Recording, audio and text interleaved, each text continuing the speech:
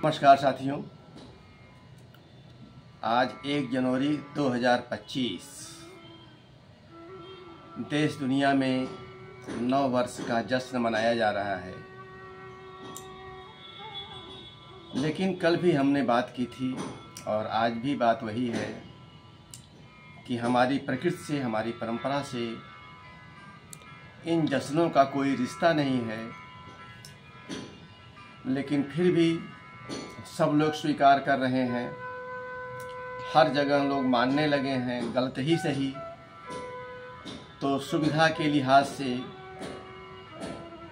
या माहौल में कहीं न कहीं से अपने को शामिल करने के लिहाज से हमको भी कुछ न कुछ मानना ही पड़ता है। इसके साथ और कई बातें हैं, जैसे आप अगर अंग्रेजियत से जुड़ी चीज़ें या विदेशी पना से जुड़ी चीज़ें नहीं मानते हैं तो आम तौर पर लोग धड़ल्ले से कह देते हैं कि यह सब दकियानूसी है। आधुनिकता का हवाला दे करके कई चीज़ें मनवाई जाती हैं या उनको जायज़ सिद्ध किया जाता है, जबकि आधुनिकता है क्या, इसकी व्याख्या, इसका विश्लेषण करने वाला कोई नहीं मिलता। अगर हम कहें कि एक तरह का फैशन अपनाना जिसका औचित्य है या नहीं है, और एक चीज़ को छोड़ देना जिसका औचित्य है, क्या यही आधुनिकता है? लेकिन तरह तरह के साधनों से ऊंची आवाज़ों में बातें हमको यही समझाई जाती हैं कि यह चीज़ मान लो तो यह आधुनिकता है, ऐसा पहन लो तो यह आधुनिकता है, ऐसा बोलने लगो तो यह आधुनिकता है।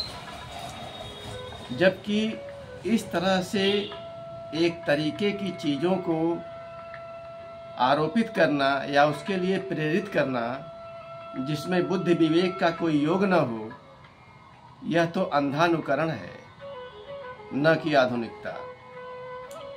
तो यहाँ हमको अंधानुकरण और आधुनिकता का भेद समझना पड़ेगा। सही आधुनिकता वही है जो बुद्धि विवेक को साथ लेकर चलती हो, औचित्य अनौचित्य को साथ लेकर चलती हो, या उसी के सहारे पलती बढ़ती हो। इसी तरह किसी भी आयोजन में वैयक्तिकता का क्या हेतु है या वैयक्तिकता का क्या स्तर है और सार्वजनिकता का क्या स्तर है, यह चीज़ महत्वपूर्ण होती है।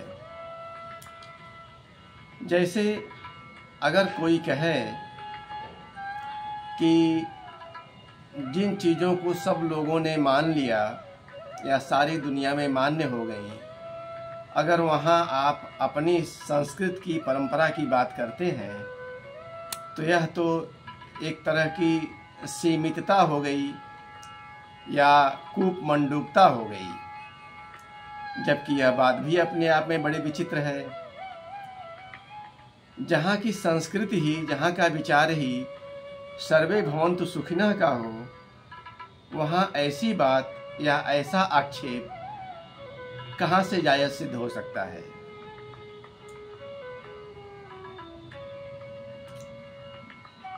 तो इसमें गौर करने की बात है कि ठीक है, हम आपकी चीज़ें बहुत कुछ मान लेते हैं,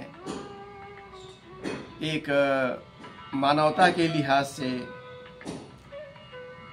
और एक जो है सामने वाले के सम्मान में,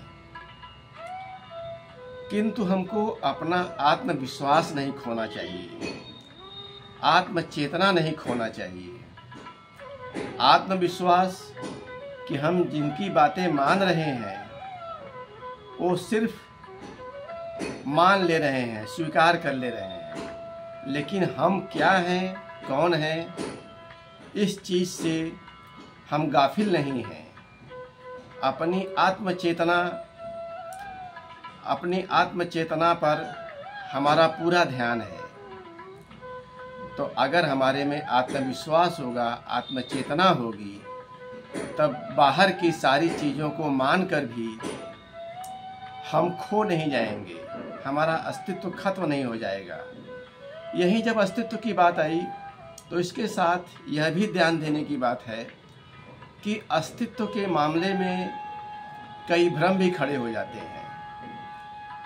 जैसे हमने अगर कुछ ऐसी चीज़ों को अस्तित्व मान लिया जो सारी मानवता के अस्तित्व के लिए खतरा पैदा करें, सारी धरती के अस्तित्व के लिए खतरा पैदा करें, तो वहाँ हमारी अस्तित्व की सोच गलत हो जाती है। तो अपने अस्तित्व, अपनी आत्मचेतना, अपने आत्मविश्वास के साथ हमें व्यापक दृष्टि रखनी होगी और किसी तरह के अंधानुकरण से, किसी तरह की अंधता से बचना होगा।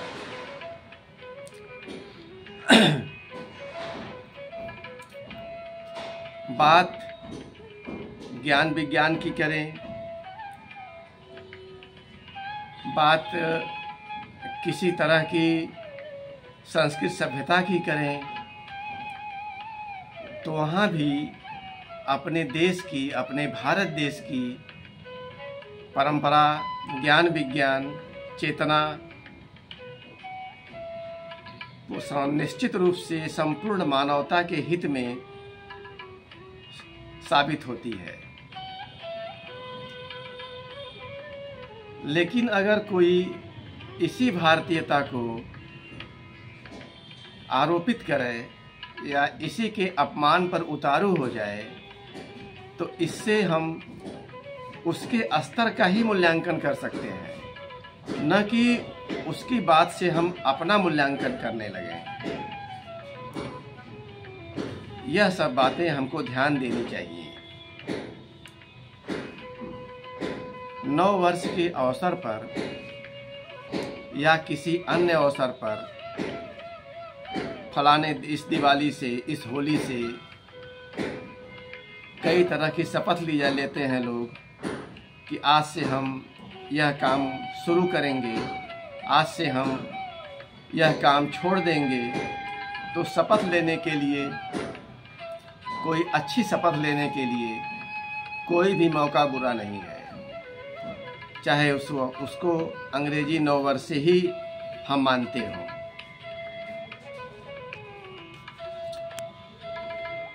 इन बातों के साथ आइए कुछ और बातें हैं, थोड़ी थोड़ी उसको कविता की शक्ल में भी कह सकते हैं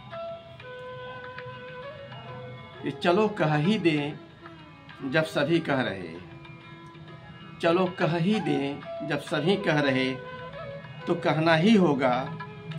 जब सभी नाच रहे तो नाचना ही होगा। जब सभी कह रहे तो कहना ही होगा। जब सभी नाच रहे तो नाचना भी होगा।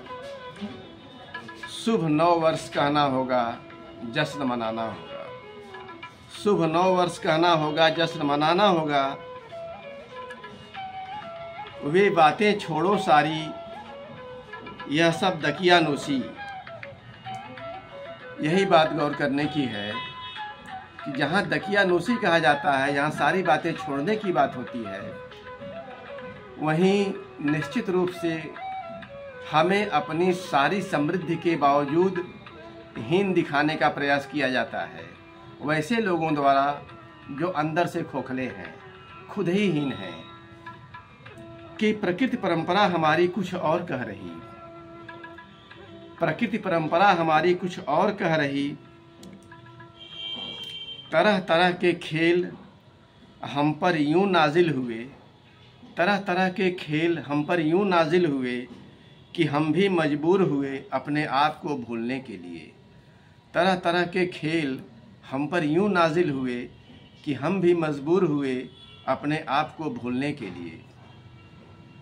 इस संदर्भ में एक बात बार बार ध्यान में आती है कि जिसको हम आज़ादी कहते हैं, उसके बाद हमको अपने आप से अलग करने के कार्य, अलग करने की क्रियाएं और ज़्यादा तीव्रता से हुई। इस मामले में राष्ट्रपिता और राष्ट्र निर्माता का ख्याल आता है। राष्ट्र निर्माता ने तो कभी यह छिपाने का प्रयास नहीं किया कि उन्हें भारतीय सभ्यता संस्कृति से कुछ लेना देना नहीं है, लेकिन राष्ट्रपिता यह अभिनय करते रहे, लेकिन काम वही करते रहे जिससे इस देश की सभ्यता संस्कृति का कुछ लेना देना न रहे। एक चीज़ नववर्ष के संदर्भ में और गौर करने की है। जैसे आपने बहुत लोगों को सुना होगा, लगभग हर आदमी कहता है पुराना जा रहा है तो उसका गम क्या, नया आ रहा है तो उसका स्वागत करना चाहिए। तो कुछ लोग पुराने के गम में जाते हैं तो फिर नए के स्वागत के लिए तैयार होते हैं।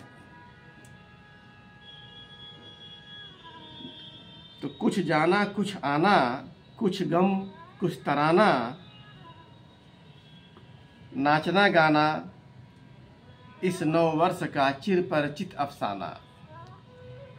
कुछ जाना कुछ आना, कुछ गम कुछ तराना, नाचना गाना इस नव वर्ष का चिरपरिचित अफसाना।